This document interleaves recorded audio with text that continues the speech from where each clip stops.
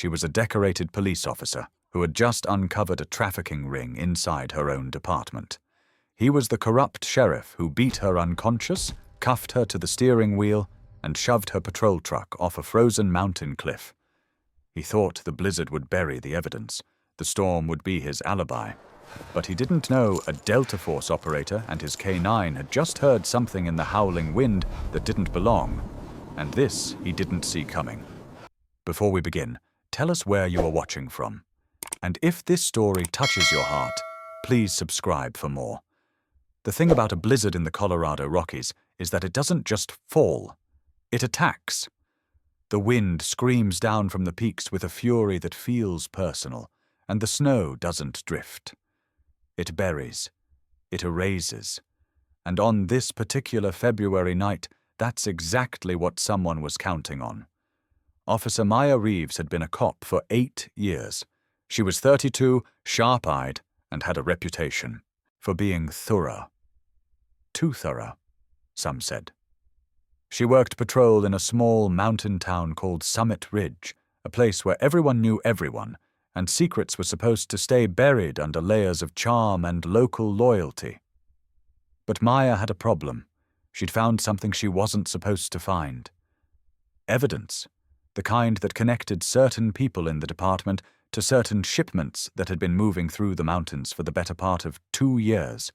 Drugs, weapons, money, all under the protection of a badge. And tonight, she was supposed to meet her contact. A federal agent she trusted, someone outside the local web of corruption. But she never made it. The road was empty. That should have been Maya's first warning. State Route 34 was never empty, not even at 11 o'clock on a Tuesday night. There were always logging trucks making late runs, always tourists who'd stayed too long at the ski lodges and were racing the weather back to Denver.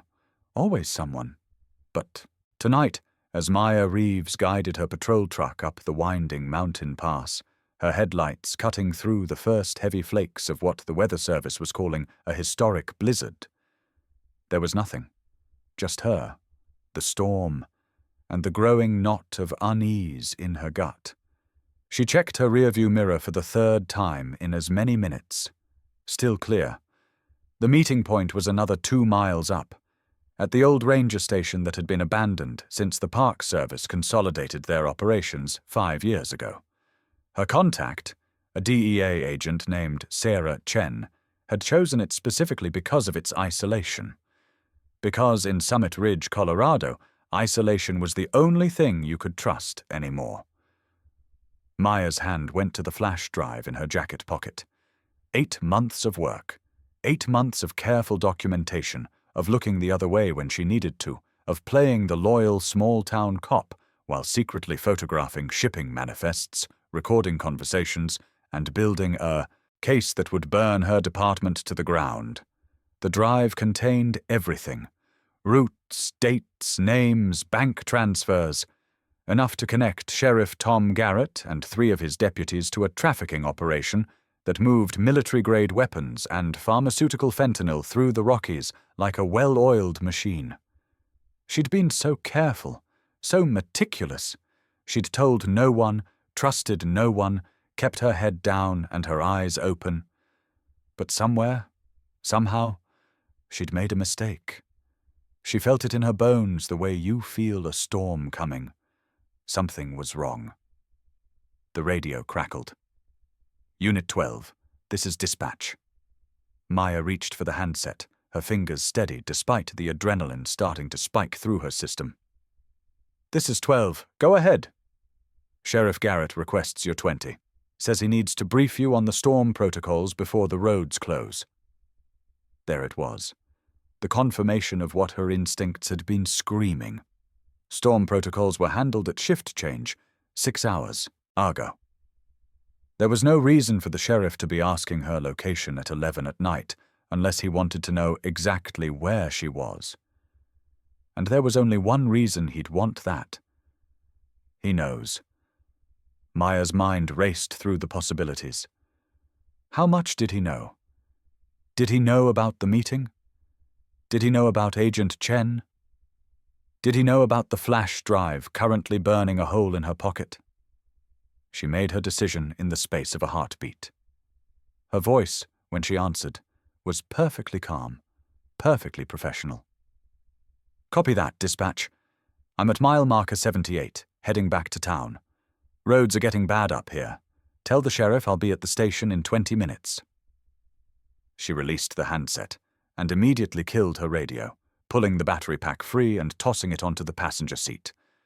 Then she grabbed her personal cell phone and typed out a single text message to the number Agent Chen had given her for emergencies.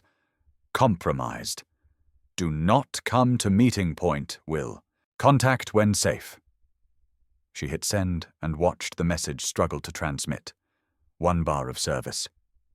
The signal flickered, died, came back. The message sat there, the little circle spinning, trying to push through. Come on, come on, come on! That's when she saw the headlights in her rearview mirror. They came fast, much too fast for the conditions. 2 vehicles, their high beams blazing through the increasing snowfall. Maya's foot found the accelerator, her truck engine roaring as she pushed into a curve that she knew, even as she took it, was too sharp for this speed.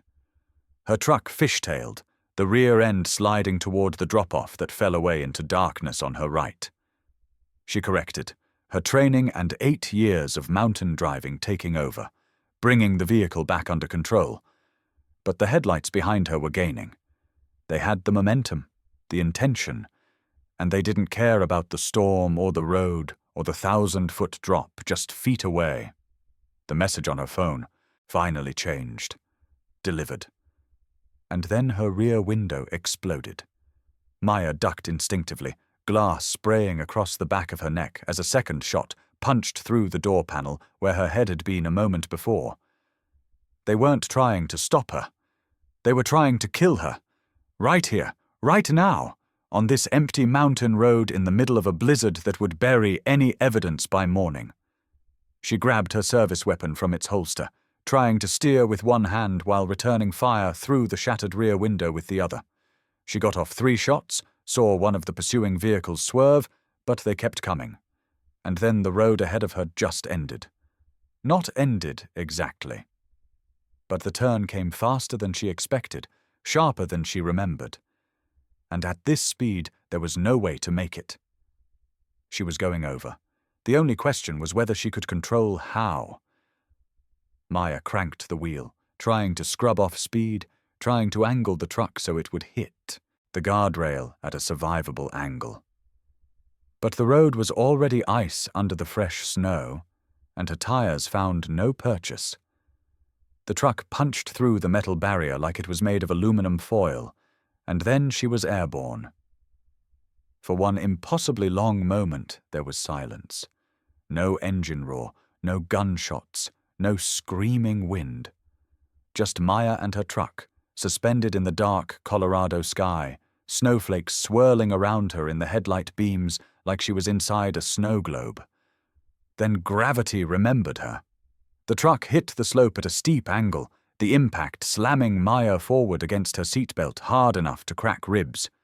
The airbag exploded in her face, and then the world became a chaotic tumble of metal and glass and darkness. The truck rolled once, twice, the sounds of destruction impossibly loud, and then suddenly muffled as snow began to pack into the broken windows. When it finally stopped, Maya was upside down, held in place by her seatbelt, blood running down her forehead into her eyes. Her left arm was definitely broken, the bone-deep agony cutting through the shock and adrenaline. The flash drive. She patted her jacket pocket with her good hand, felt the small, hard shape still there. Still safe. She heard voices above her, distant and distorted. Footsteps crunching in snow.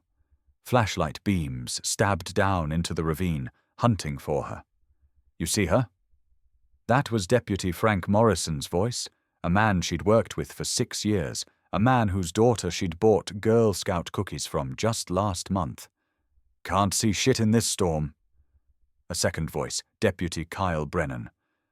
Truck's totaled. No way she survived that fall. Sheriff wants confirmation.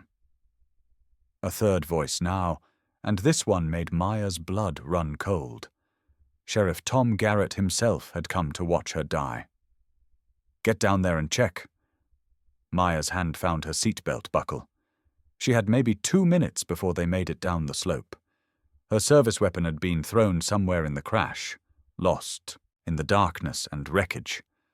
She pressed the buckle release, and gravity immediately tried to claim her, but she caught herself with her good arm, controlling her fall to the crumpled roof of the truck. Pain exploded through her ribs and her broken arm, white-hot and nauseating. She bit down on her lip hard enough to draw blood, swallowing the scream. She could taste copper and snow and defeat. The footsteps were closer now. She could see the bouncing flashlight beams through the snow-packed windows. 30 seconds, maybe. She tried the driver's side door, but it was crushed inward, jammed tight. The passenger side was buried in the slope. She was trapped. And they were coming. A flashlight beam hit the truck, sweeping across the shattered windshield. Maya went perfectly still, her breath frozen in her lungs. "There." Sheriff Garrett's voice was close enough that she could hear it clearly now, even through the storm. "I see movement. She's still alive." Maya heard the unmistakable sound of a gun being drawn, a slide being racked. This was it. After everything, after 8 months of meticulous investigation, after risking everything to do the right thing, she was going to die in a crushed patrol truck in a ravine, while the men she'd sworn an oath beside stood above her and put bullets in her skull. But then something happened that changed everything. The storm, which had been steadily building, suddenly roared. The wind that had been merely strong became a screaming monster, a wall of white that reduced visibility to 0 in an instant. Maya heard cursing above her, heard the sheriff shouting something that was torn away by the wind. "Get back to the vehicles!" Garrett's voice barely carried over the howl. "We'll come back when the storm breaks. She's not going anywhere." Maya listened to the footsteps retreat, listened to truck doors slam, listened to engines start and fade away into the storm. And then she was alone. Alone. Broken. And trapped. In a metal coffin that was already starting to accumulate snow, the cold seeping into her bones with every passing second. She fumbled in her pocket for her phone. The screen was cracked but still glowing. No signal. Of course there was no signal. She was at the bottom of a ravine in the middle of a blizzard. She typed out another message anyway, to Agent Chen, to anyone who might somehow receive it. "Officer down. Route 34, mile marker 79. Evidence secured. Garrett is dirty." She hit send and watched the message sit there, unsent, the signal bars showing nothing but empty space.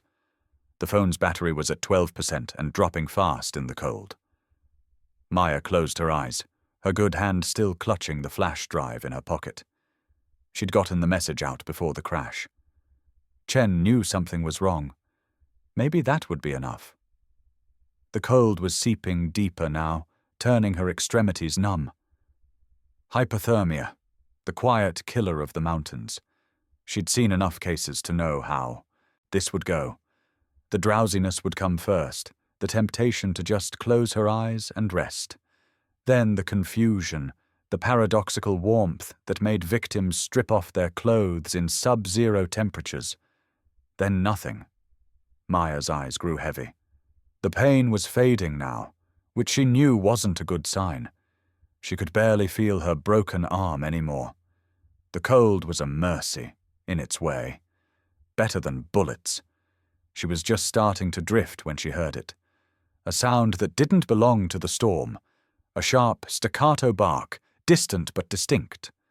And then another sound underneath it. Footsteps, heavy, purposeful, coming down the slope toward her. They came back, she thought distantly. Garrett came back to finish it. But the footsteps were different.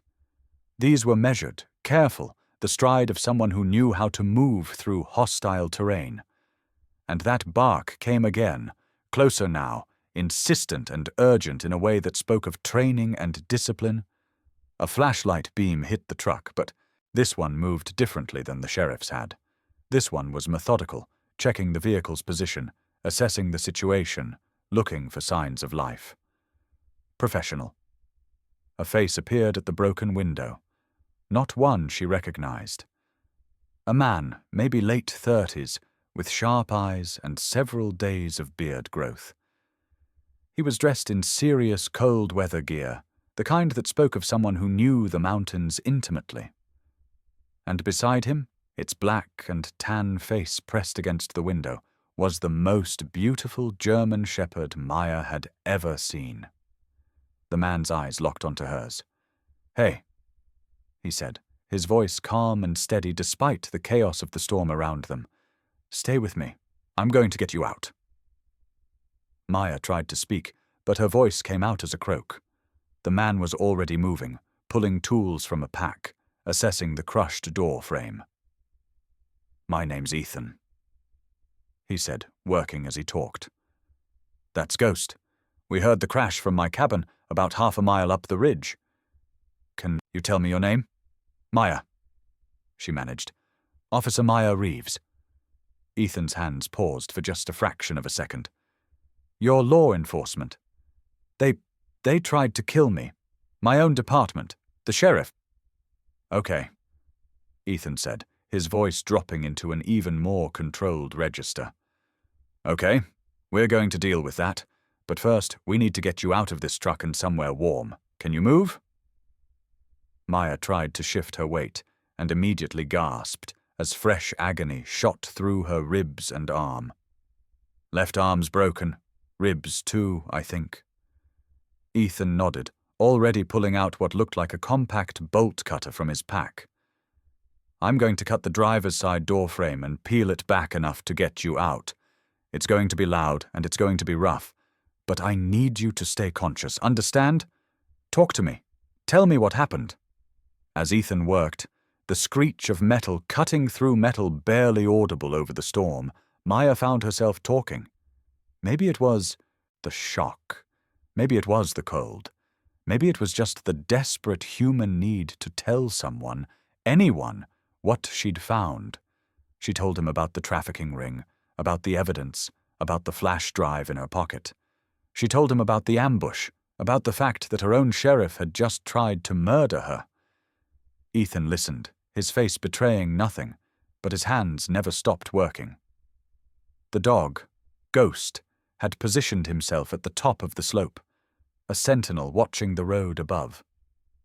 Maya realized with a distant clarity that the animal was posted there deliberately, providing early warning if anyone came back. "How bad is it?" she asked, trying to assess her own condition but finding her thoughts fuzzy and slow. "You're going into hypothermic shock," Ethan said bluntly. "And you've got a head wound that's bleeding pretty good. But I've seen worse, and those people lived." He finally got the door frame bent back enough to create an opening. "Okay, here's the deal. This is going to hurt. A lot. But I need you to not pass out on me, because we've got about a quarter-mile of rough terrain between here and safety, and I need you conscious and helping as much as you can." He reached into the truck, and Maya saw his hands, capable and sure, assessing her injuries with the practiced efficiency of someone with serious medical training. "You've definitely got broken ribs. I'm going to immobilize that arm, and then we're moving." He worked quickly, pulling supplies from his pack that seemed far too extensive for a casual mountain resident. Combat gauze for her head wound, a SAM splint for her arm, a thermal blanket that he wrapped around her shoulders. And then, with a gentleness that seemed at odds with his capable intensity, he helped her out of the truck. The moment the wind hit her fully, Maya understood how close to death she'd actually been. The cold was a living thing, trying to steal what little warmth remained in her body. Her legs barely supported her weight. "I've got you," Ethan said, and suddenly she was being lifted, cradled against his chest in a fireman's carry that distributed her weight efficiently across his shoulders. Ghost, let's go. Home. The dog immediately fell into position, leading them up out of the ravine. Maya had a confused impression of Ethan moving with impossible sureness through terrain that should have been impassable in these conditions, his breathing steady and controlled, despite the fact that he was carrying a full-grown woman through a blizzard. She faded in and out, the pain and cold and blood loss catching up with her.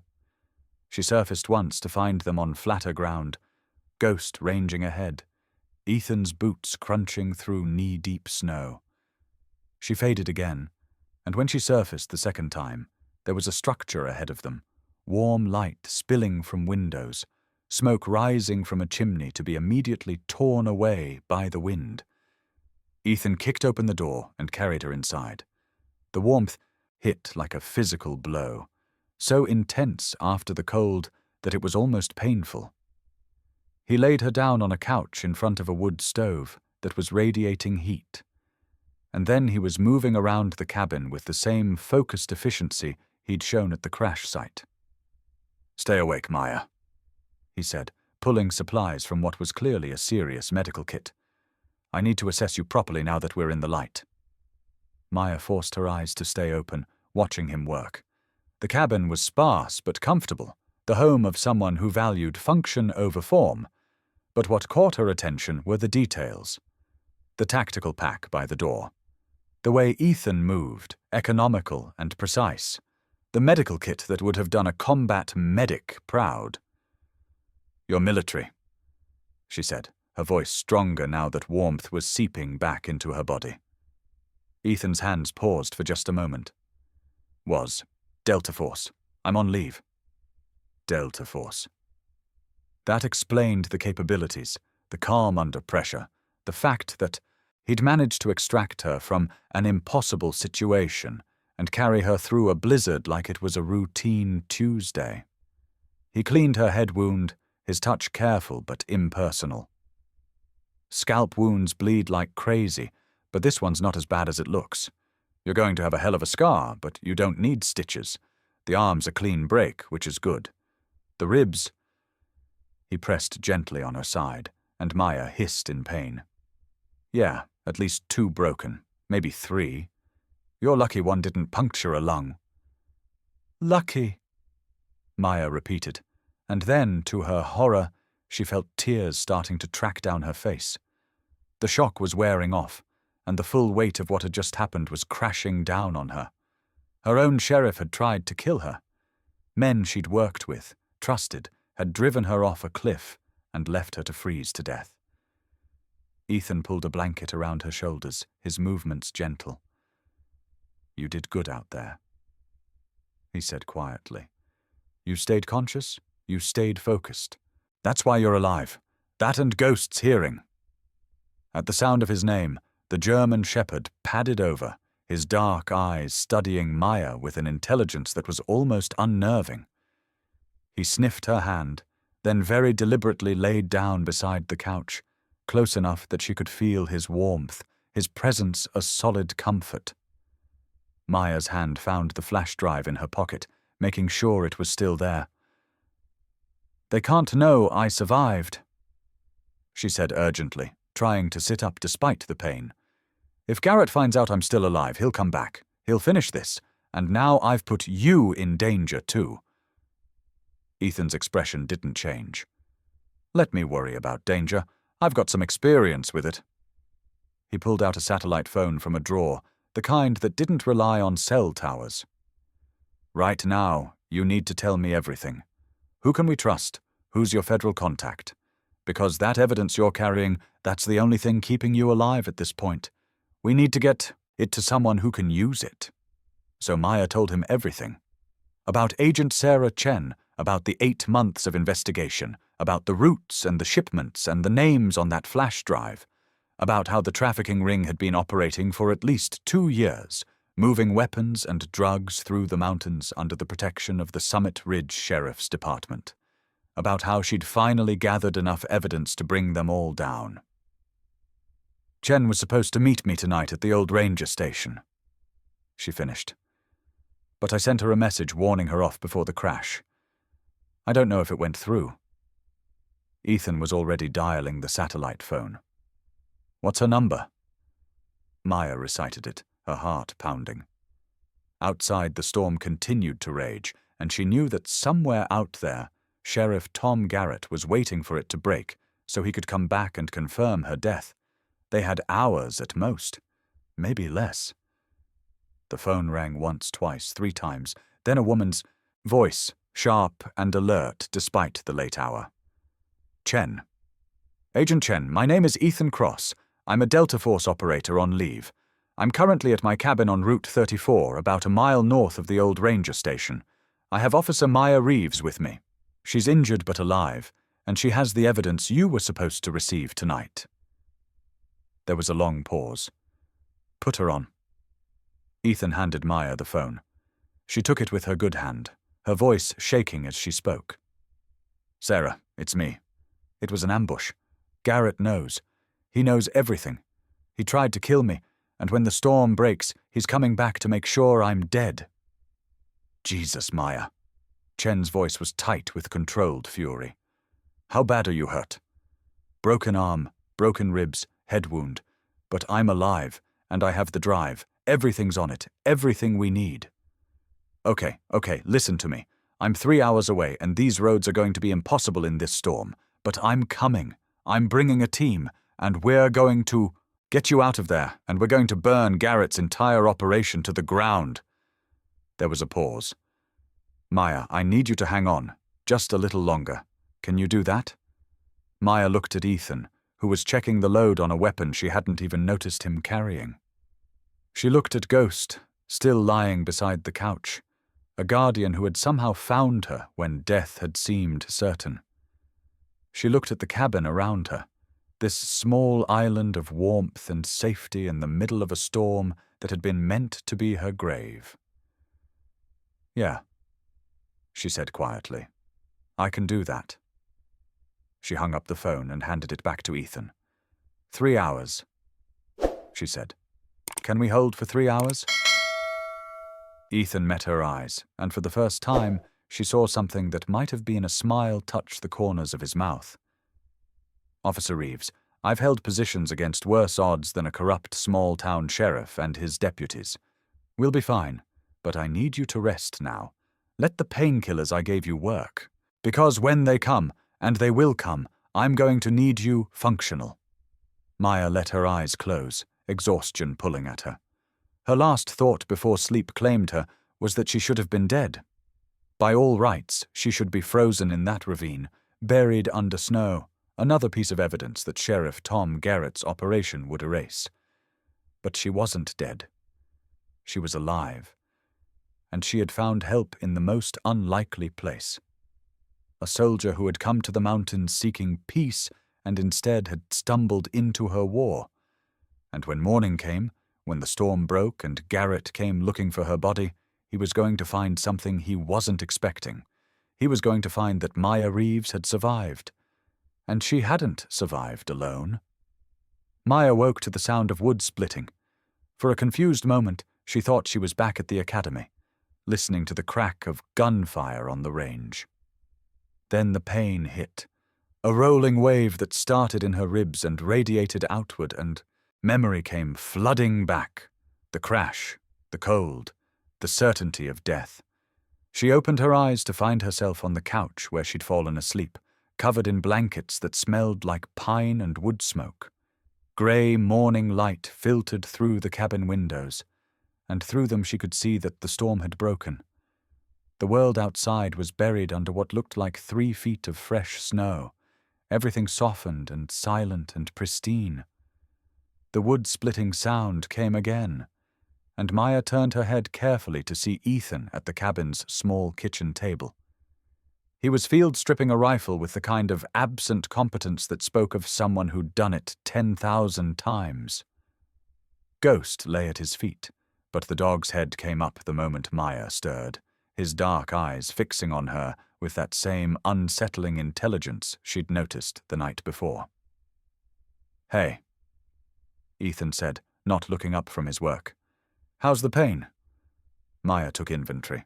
Her left arm was immobilized in a proper splint. Now her ribs were tightly wrapped, and her head felt like it had been used as a bass drum. "I've had better mornings," she admitted. "I gave you some pretty serious painkillers last night.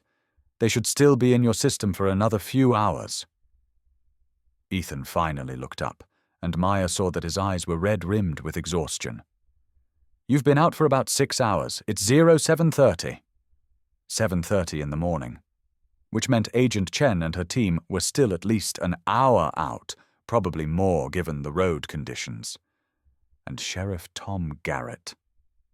"He'll come back," Maya said, pushing herself upright despite the protest from her ribs. "As soon as he can navigate the roads, he'll come back to the crash site to confirm I'm dead. Already has."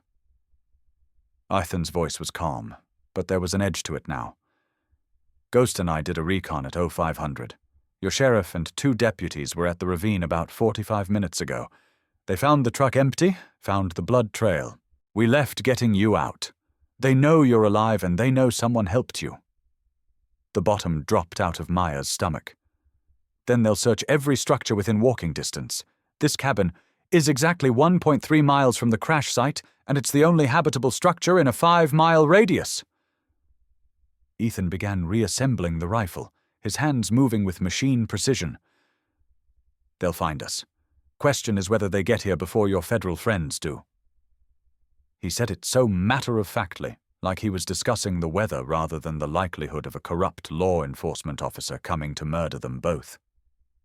Maya watched him work, watched the way his hands never hesitated, the way he'd positioned himself so he had clear sight lines to both the front door and the window.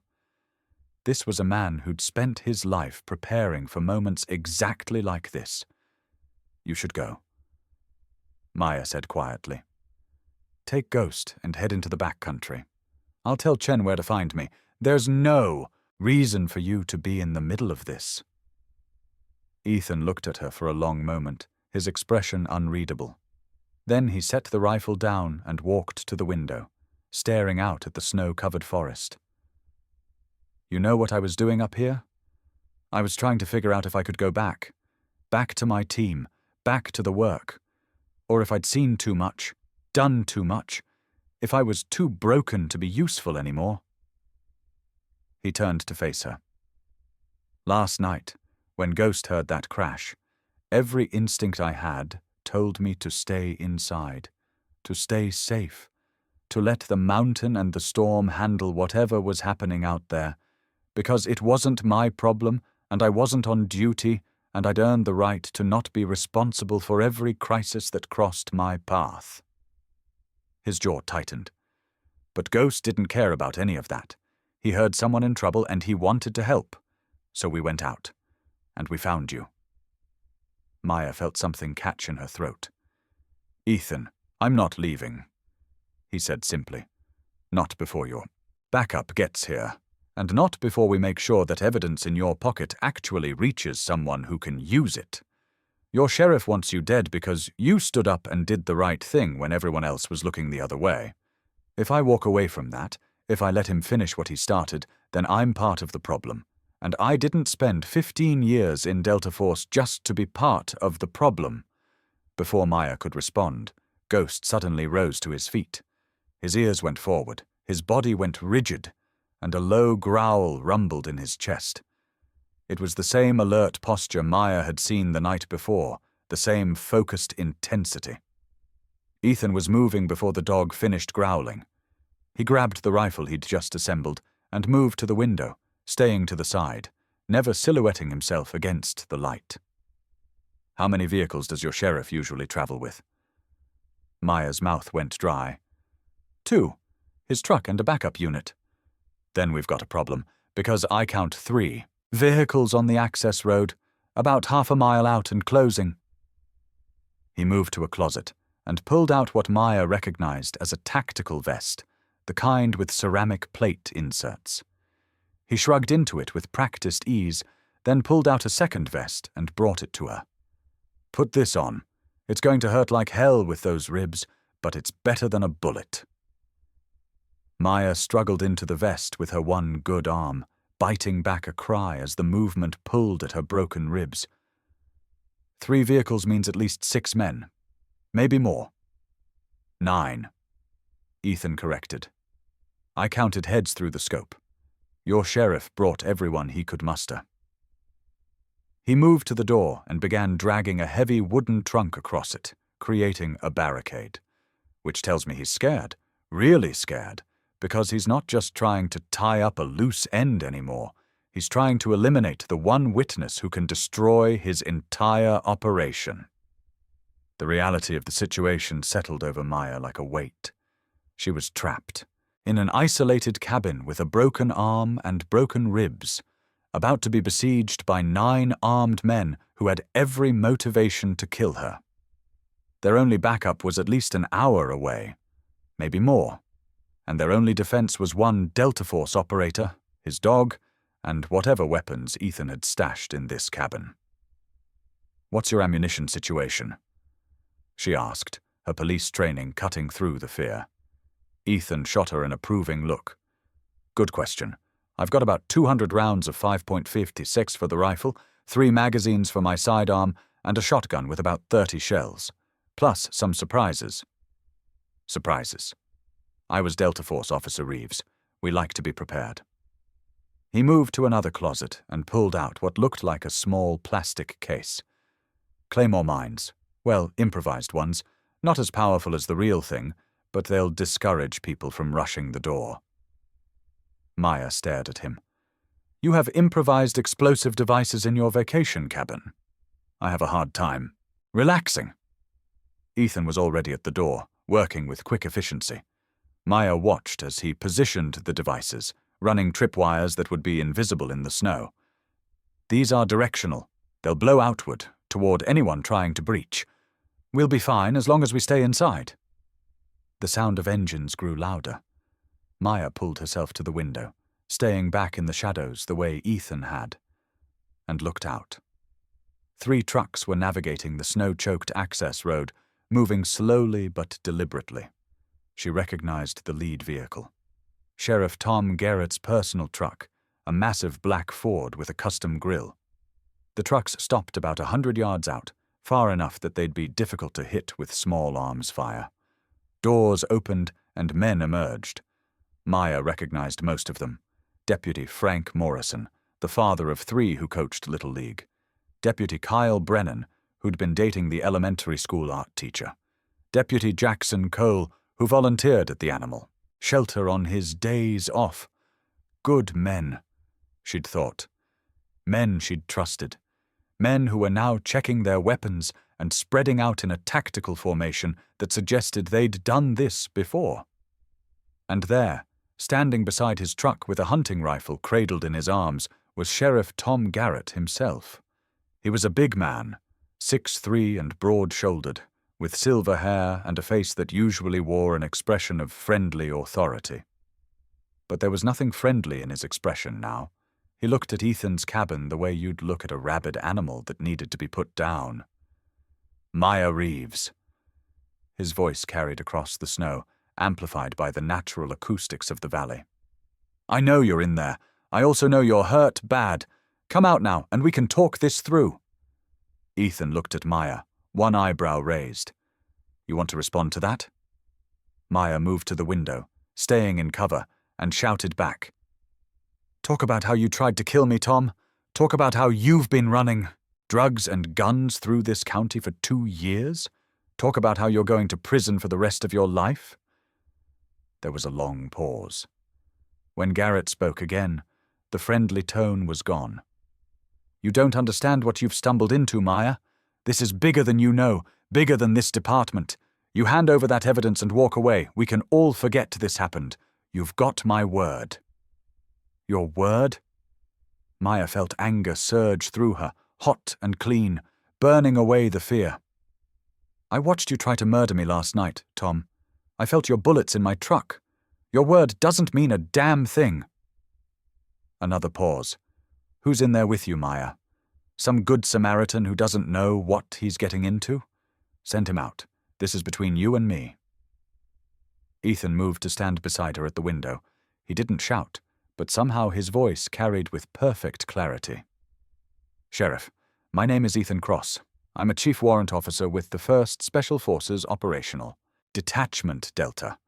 And before you do something monumentally stupid, you should know that Officer Reeves has already made contact with federal agents. They're en route with a tactical team. Your window for walking away from this closed about 6 hours ago." Maya saw Garrett's expression change, saw him turn to confer with his deputies. She could almost read his thoughts. A Delta Force operator changed the equation significantly. These weren't small-town cops trained for domestic disputes and traffic stops. These were men who'd been in combat, but never against someone with serious special operations training. But Garrett was also a man with everything to lose.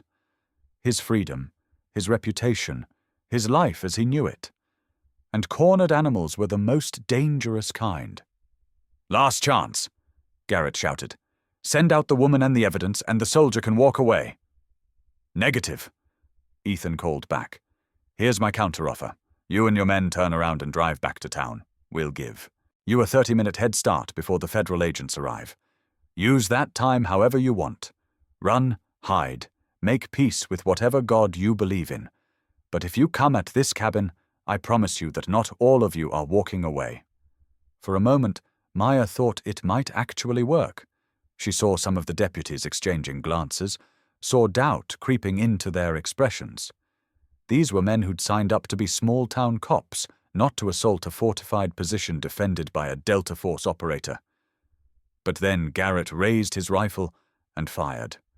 The shot punched through the cabin window, missing Maya's head by inches and burying itself in the wall behind her. Ethan pulled her down to the floor as more shots followed, a ragged volley that shattered the remaining windows and sent splinters flying from the doorframe. "So much for negotiation," Ethan said calmly. He moved to the rifle he'd left propped against the wall and took up a position at the window. "Stay low, they're testing. Our response, trying to see what they're up against." He fired 3 times in rapid succession, controlled and precise. Maya heard a scream from outside, saw one of the deputies go down clutching his leg. Ethan wasn't shooting to kill. He was shooting to disable, to send a message. The message was received. The firing from outside intensified, but it was wild, undisciplined. The deputies were scared, and scared shooters made mistakes. "They're going to try to flank us," Maya said, her tactical training cutting through the chaos. "Morrison knows these woods. He'll try to come around through the trees on the east side." "Already on it." Ethan moved to the cabin's back window, and Maya saw that he'd positioned a second rifle there, along with a box of ammunition. "Ghost, watch the back." The German shepherd immediately moved to position himself at the rear window, his attention focused on the tree line. Maya had seen police canines work before, but this was different. Ghost wasn't just a dog.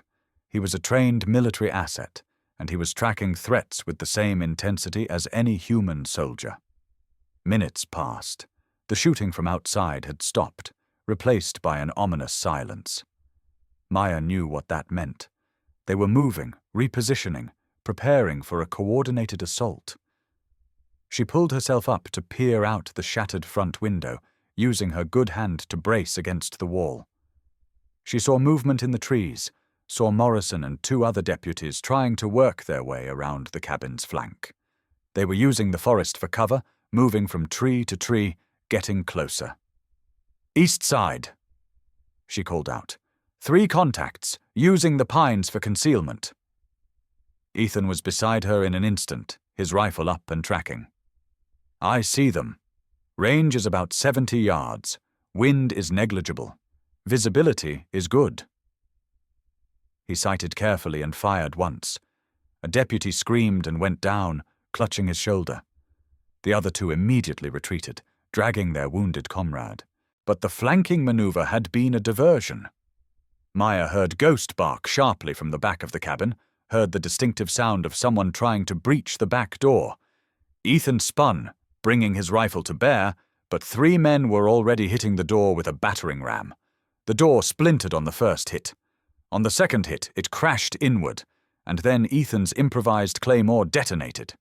The explosion was deafening in the enclosed space, a sharp crack that made Maya's ears ring. The three men who'd been breaching the door were thrown backward by the blast, one of them screaming, the others ominously silent. Ghost was on them in an instant, a snarling black and tan fury that drove the wounded men back out into the snow. Ethan moved to the shattered doorway, his rifle up, firing controlled bursts that kept the remaining deputies pinned down. Maya saw one of them try to rush the cabin and watched as Ethan put 2 rounds into his legs, dropping him into the snow. "Reloading!" Ethan called, and Maya understood. She grabbed the shotgun he'd left near the couch, ignored the screaming pain in her ribs, and moved to the doorway. She fired twice, the recoil nearly knocking her backward, but the blasts were enough to keep the deputies back while Ethan slammed a fresh magazine home. "They're retreating!" Maya shouted, watching through the smoke and chaos as the remaining deputies pulled back toward their vehicles, half of them wounded, all of them clearly reconsidering their life choices. But Sheriff Tom Garrett wasn't retreating. Maya saw him standing beside his truck, saw the cold calculation in his eyes as he pulled something from his vehicle. It took her a moment to recognize what she was seeing. A Molotov cocktail, crude but effective. "Ethan, he's going to—" Garrett threw the improvised firebomb with the accuracy of a former high school quarterback. It arced through the air in a lazy parabola, trailing flame, heading directly for the cabin's broken front window. Ethan moved. He didn't hesitate, didn't think, just acted. He launched himself across the cabin, caught the firebomb in midair like an outfielder catching a fly ball, and in the same motion hurled it back out the window. The bottle exploded in the snow between the cabin and the trucks, sending up a gout of flame that made the deputies scatter. "That's it," Ethan said, his voice cold and hard in a way Maya hadn't heard before. "Gloves are off." He grabbed something else from his tactical kit, something small and dark that Maya recognized after a moment as a smoke grenade. He pulled the pin and tossed it out the front door. Within seconds, thick gray smoke was billowing across the battlefield, obscuring everything. And then Ethan was moving, slipping out the door like a ghost, disappearing into the smoke with Ghost at his heels. Maya tried to follow, but her broken ribs and arm made her too slow. She made it to the doorway in time to see shapes moving in, the smoke, to hear shouts of confusion and alarm, to hear the distinctive sound of Ethan's rifle firing with surgical precision. When the smoke cleared, 5 minutes later, every one of Garrett's remaining deputies was on the ground, wounded but alive, their weapons scattered in the snow. And Ethan was standing over Sheriff Tom Garrett himself, his rifle pointed at the man's chest, his expression utterly calm. "You're done," Ethan said quietly. "It's over." Maya heard it then. The sound she'd been waiting for. The distinctive whoop, whoop, whoop of helicopter rotors growing louder by the second. She looked up to see 2 Blackhawks coming over the ridgeline, their sides marked with DEA insignia. And on the access road below, a convoy of federal vehicles was fighting through the snow, their lights flashing in the gray morning. Agent Sarah Chen had arrived, and she'd brought an army. Maya stumbled out into the snow, her good hand pressed against her ribs, her vision swimming from pain and exhaustion and relief. She saw Chen leap from the lead helicopter before it even fully touched down, saw her running across the snow with her weapon drawn and a team of tactical agents behind her. "Maya!" Chen reached her, caught her before she could fall. "Jesus, Maya, when I got your message—" "I'm okay," Maya managed. "The evidence, it's all there. Everything you need." She pulled the flash drive from her pocket with her good hand and pressed it into Chen's palm. 8 months of work. 8 months of careful investigation, of risk, of fear. All condensed into a tiny piece of plastic and silicon that would bring down an entire trafficking ring. Chen looked at the drive, then at the scene around her. the wounded deputies being taken into custody by her agents. Sheriff Garrett, his hands being zip-tied behind his back, his face a mask of impotent rage. The smoking, bullet-riddled cabin. Ethan standing silent and watchful with Ghost at his side, looking like something out of a different kind of war. "What the hell happened here?" Chen asked. Maya looked at Ethan, saw him give her the smallest of nods. "I survived," she said simply. "They tried to kill me, and I survived. And I had help." Chen followed her gaze to Ethan. "Chief Warrant Officer Cross, I presume?" "Ma'am?" Ethan's voice was respectful, but not deferential. He was back to being a soldier, giving a report. "Officer Reeves was ambushed by her own department and left for dead. I provided emergency medical aid and defensive support until your arrival. Everything she told you about the corruption in the Summit Ridge Sheriff's Department is accurate. These men attempted to murder a law enforcement officer to cover up a trafficking operation. I have 9 wounded suspects who will require medical attention, and I have video documentation of the entire assault on this cabin." He tapped a small camera that Maya hadn't noticed, mounted discreetly above the cabin door. Of course he'd documented everything. He was Delta Force. They documented everything.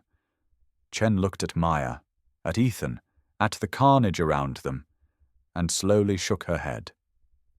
"I'm going to need one hell of a report," she said. "But first, let's get you to a hospital. Both of you look like death warmed over."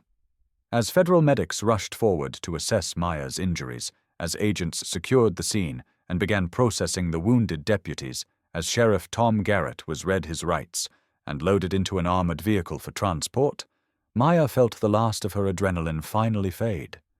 She'd done it. She'd survived. And the evidence that had nearly cost her life was now in the hands of people who could use it. She looked at Ethan, who was being checked over by a medic despite his protests that he was fine. Ghost sat beside him, the dog's eyes never leaving Maya, still on guard even though the threat had passed. "Thank you," she said, and the words felt impossibly inadequate for what he'd done. Ethan met her gaze. "You did the hard part," he said. "You stood up when it would have been easier to look away. I just helped you finish it." As the helicopters began to lift off, carrying her toward safety and medical care and a future where Sheriff Tom Garrett would face justice for what he'd done, Maya felt something shift inside her. She'd been broken. She'd been betrayed. She'd been left to die in a frozen ravine by men she'd trusted. But she'd survived. And in surviving, she'd found something she hadn't expected. She'd found that even in the darkest moments, even when everything seemed lost, there were still people who would stand up and fight. There were still heroes, even if they came in unexpected forms. A Delta Force operator seeking peace in the mountains, and a German shepherd with a nose for trouble. They'd saved her life, and in doing so, they'd helped her save an entire county from the rot of corruption. The war was over, justice had won, and Maya Reeves was going home. The hospital in Denver smelled like antiseptic and hope. Maya had been there for 3 days, long enough for the doctors to set her arm properly, to confirm that her ribs would heal without surgery, to stitch up the laceration on her head that left a scar she'd carry for the rest of her life. A badge of honor, Agent Chen had called it. Maya just called it a reminder. She was sitting up in bed, her left arm in a bright blue cast that a nurse's 6-year-old daughter had decorated with drawings of police badges and dogs, when Chen walked in with a manila folder thick enough to be a novel. "How are you feeling?" Chen asked, pulling up a chair. "Like I got pushed off a cliff and then spent 6 hours defending a cabin from 9 armed men," Maya said. But she smiled as she said it, because the pain was manageable now, and more importantly, she was alive to feel it. Chen opened the folder. "I thought you'd want to know how everything's shaking out. The flash drive you gave me was a prosecutorial goldmine. We've got shipping manifests, bank transfers, encrypted communications, everything we need to not just take down Garrett and his deputies, but to trace the network all the way up the chain. How far up does it go? Maya asked, though part of her wasn't sure she wanted to know. Far enough that we've already made 12 arrests in 3 states. The weapons were coming from a National Guard armory theft that happened 18 months ago in New Mexico. The fentanyl was being manufactured in a mobile lab that moved between locations in Wyoming and Montana. Garrett's operation was the distribution hub. They'd bring everything through Summit Ridge, break it down into smaller shipments, and send it out across the western United States. Chen's expression hardened. In the last year alone, we estimate their operation was responsible for at least 40 overdose deaths. The weapons they moved were used in 2 bank robberies and 1 domestic terrorism incident. Maya felt sick.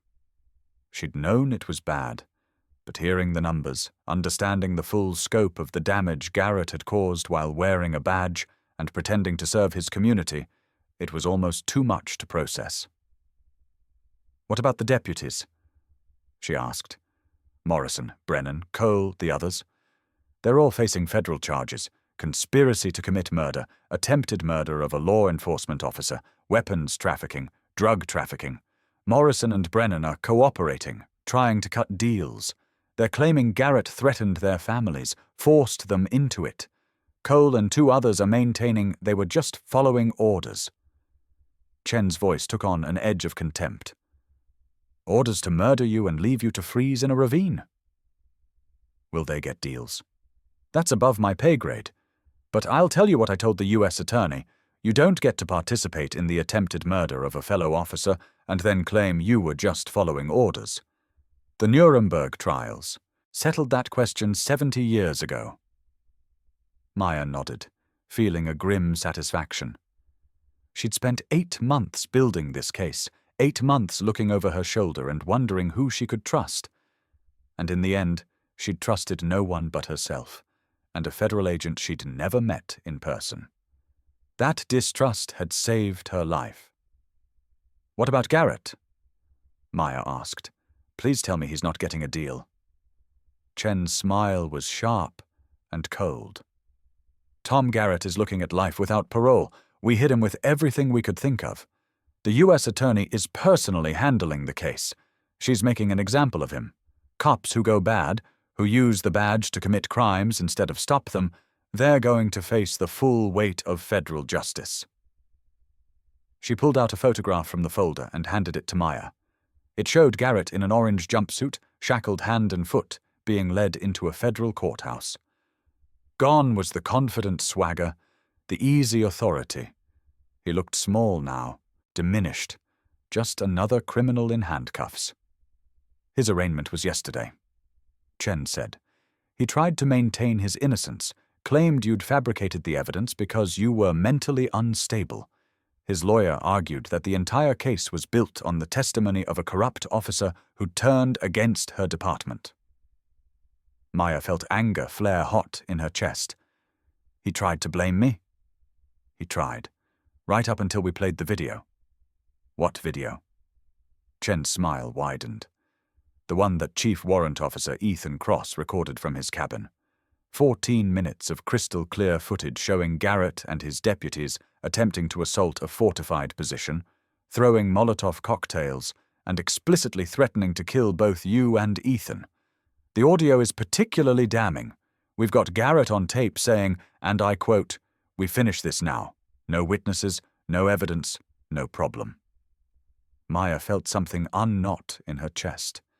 She'd been worried in the quiet moments between painkillers and sleep, that somehow Garrett would slither free, that his lawyers would find some technicality, some way to twist the narrative and make her the villain.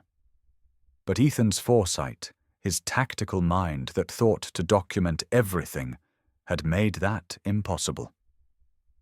"Where is Ethan?" Maya asked. "Is he still in Colorado?" "He was here yesterday, actually. Gave his deposition to the U.S. Attorney, handed over all his documentation. The prosecutor said he was the most professional witness she'd ever interviewed. Every question answered clearly, every detail documented, every action he took legally justified and proportional." Chen paused. He asked about you. Wanted to know if you were recovering okay. Maya felt a warmth spread through her chest that had nothing to do with the pain medication. Did he leave a number? An address? He said he'd be in touch when you were released. Said Ghost wanted to check on you, make sure you were healing properly. Chen's expression softened. You know, in 15 years with the DEA, I've worked with a lot of special operations guys. SEALs, Rangers, Delta, all of them. And I've never seen anything like what Cross did in that cabin. 9 armed men, all of them willing to kill, and he took them down without killing a single one of them. Every shot was precise, disabling but not lethal. That takes a level of control and discipline that's almost superhuman. He saved my life, Maya said quietly. If he hadn't heard the crash, if he and Ghost hadn't come looking, I'd be dead. Garrett would have won. But he didn't win. You won, because you had the courage to do the right thing even when it put you in danger, and because, when you needed help, you found someone who was willing to stand with you. Chen stood up, tucking the folder under her arm. The doctors say you can be released tomorrow. You'll need physical therapy for the arm, and those ribs are going to hurt for weeks. But you're going to make a full recovery. What happens then? Maya asked. I mean, I can't exactly go back to Summit Ridge. The department is effectively disbanded. Half of them are in federal custody, and the town doesn't have enough budget to rebuild from scratch. That's actually something I wanted to talk to you about. Chen pulled a business card from her pocket and handed it to Maya. We're building a task force, multi-agency, focused on rooting out corruption in rural law enforcement where trafficking operations have taken hold. We need investigators who understand how these small-town networks operate, who know how to work undercover in tight-knit communities. The pay is federal scale, the work is dangerous, and you'd be traveling constantly. Maya looked at the card. Special Agent Maya Reeves had a nice ring to it. I need to think about it, she said, but she already knew her answer. She'd spent 8 years as a local cop, and in one terrible night she'd learned that sometimes the badge wasn't enough. Sometimes you needed more. More resources, more authority, more reach. The DEA could give her that. Take your time, Chen said, moving toward the door. But not too much time. We've got 3 other departments we're looking at right now, and I'd like you on the team when we move. After Chen left, Maya sat in the quiet of her hospital room and thought about the future. She thought about Tom Garrett, who'd believed his position made him untouchable. She thought about the deputies who'd followed him, who'd made the choice to be criminals instead of cops. She thought about the victims, the 40 people who'd died from the drugs Garrett helped distribute, the families torn apart by the weapons he'd moved through his county. And she thought about Ethan Cross, a soldier seeking peace who'd found war instead, and who'd faced it with the kind of courage and skill that had saved her life. The next morning, as promised, she was discharged. Agent Chen picked her up personally, driving her not back to Summit Ridge, but to a federal safe house in Boulder, where she'd stay until the trial. As they pulled into the driveway of a nondescript suburban home, Maya saw a familiar Ford F-150 parked on the street.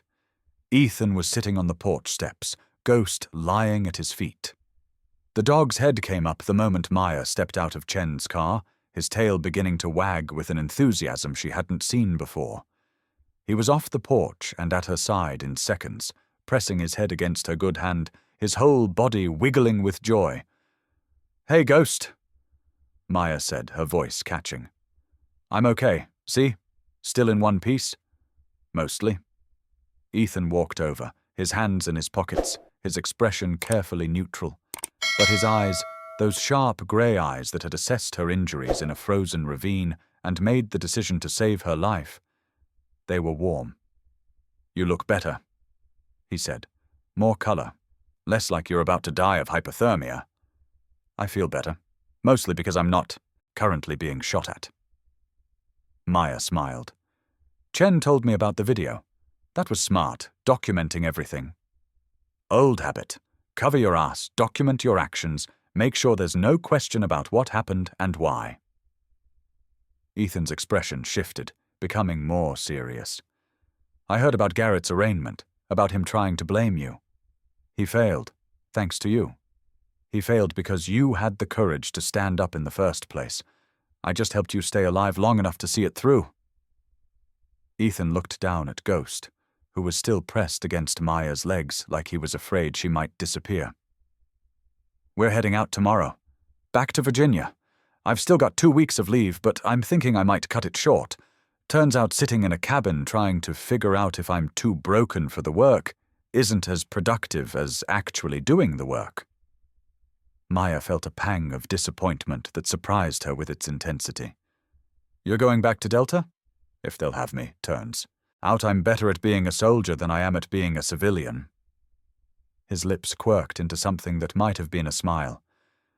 Plus, Ghost gets bored when we're not working. He needs a mission. Thank you, Maya said, and this time the words felt less inadequate.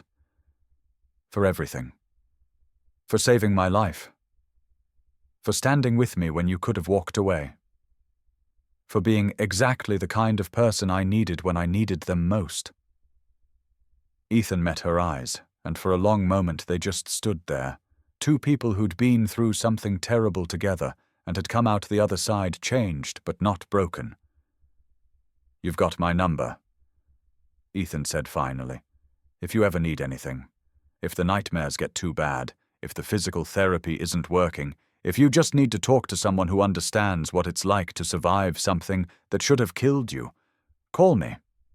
I will, Maya promised.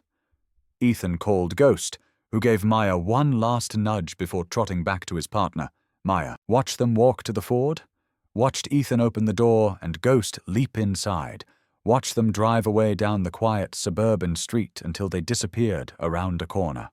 3 months later, Special Agent Maya Reeves stood in a federal courtroom in Denver and watched Sheriff Tom Garrett sentenced to life in prison without the possibility of parole.